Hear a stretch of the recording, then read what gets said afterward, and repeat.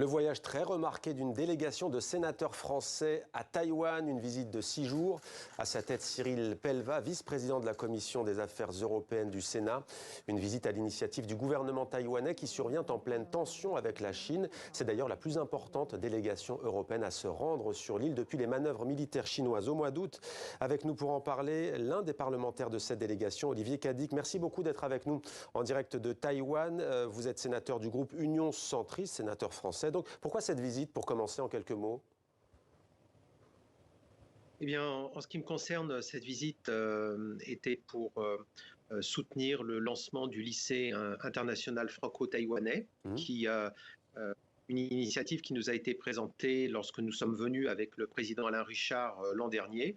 Nous avons travaillé depuis un an pour aider ce projet à démarrer. Et là, le lancement s'est fait en présence du président Yu du Yuan législatif qui a mis en avant le soutien de tout le Parlement taïwanais à cette initiative franco-taïwanaise. Alors, vous parlez d'Alain Richard, on l'avait reçu ici même, il y avait une vive polémique, il avait parlé de pays lors de sa visite sur place, il avait dit qu'il parlait du pays non pas au sens État, mais au sens géographique. Alors, votre visite, elle intervient après celle de Nancy Pelosi, la présidente du Parlement américain, de la Chambre des représentants. La Chine avait crié au scandale. Est-ce que vous ne risquez pas de mettre encore plus d'huile sur le feu ?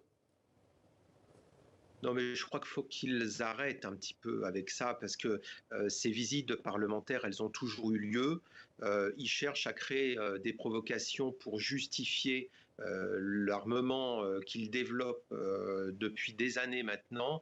Ils sont tout le temps en mode pression. C'est vraiment un peu lassant. On continue le travail, le fait de créer des écoles, le fait de développer des activités économiques avec Taïwan, c'est quelque chose qui a toujours eu lieu. Maintenant, apparemment... Mais c'est pas un voyage anodin, pardonnez-moi. Vous serez reçu non pas par la présidente Tsai Ing-wen, mais par le vice-président William Lai. C'est pas non plus un voyage anodin. Vous n'assumez pas le soutien que vous apportez à Taïwan ? Ah, mais bien sûr que si, évidemment, on est là effectivement aussi pour parler, pour expliquer que justement on sait bien faire la différence, et donc défendre Taïwan, c'est défendre la démocratie. Taïwan justement a développé une liberté d'expression, une liberté démocratique qui sont rafraîchissants aujourd'hui.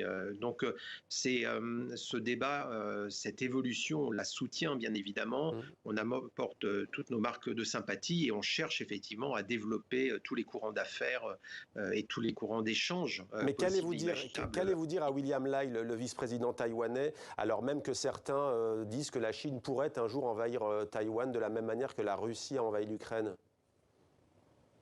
Si la Chine, je pense, cherchait à envahir Taïwan, je pense que ça serait une attaque de toutes les démocraties, pas que de Taïwan.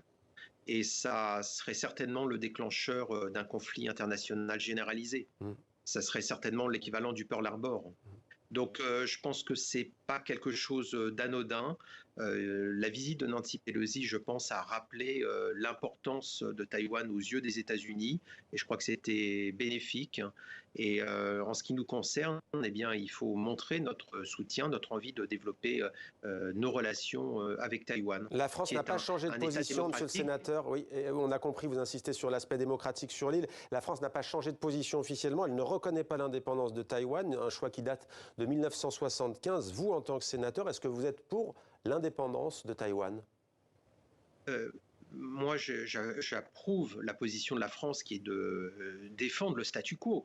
Le statu quo, c'est quoi? C'est de faire en sorte que Taïwan puisse continuer à se développer tel que nous l'observons à présent et depuis des décennies. C'est que ça ne change pas. C'est que la situation dans le détroit de Taïwan ne change pas. Maintenant, c'est la Chine qui cherche à faire évoluer cette situation. Effectivement, nous sommes opposés, et je pense que la France a clairement dit qu'on était opposé à une évolution du statu quo. Merci beaucoup Olivier Cadic, sénateur des Français établis hors de France du groupe centriste. Merci à vous d'avoir répondu à nos questions en direct de Taïwan.